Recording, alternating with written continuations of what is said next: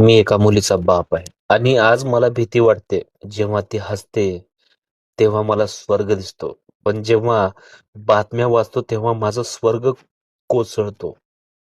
मालेगाव, नाशिक आणि महाराष्ट्रातील कुठलेही गाव असो, आज माझ्या चिमुकल्या सुरक्षित नाहीत.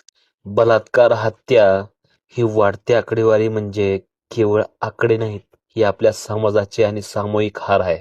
हा गुन्हा करणारी प्रवृत्ती येतेच कुठून? अल्पवयीन मुलींनाही लक्ष्य करण्याची हिंमत त्यांना मिळते कुठून? कोण आहे याला जबाबदार?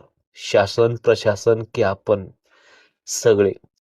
मी सरकारला विचारतो, माझ्या मुलीला सुरक्षित ठेवण्याची जबाबदारी तुमची आहे की नाही? आहे.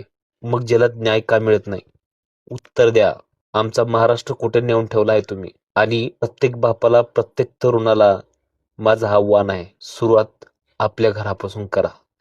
स्त्रियांचा आदर करायला शिका. विकृत मानसिकता बदलूया. जोपर्यंत रस्त्यावरची प्रत्येक मुलगी सुरक्षित वाटत नाही, तोपर्यंत आपण सगळे अयशस्वी आहोत असं समजतो मी. बस. मला खूप जास्त बोलायचं नाही. मी स्वतः खूप हादरलोय.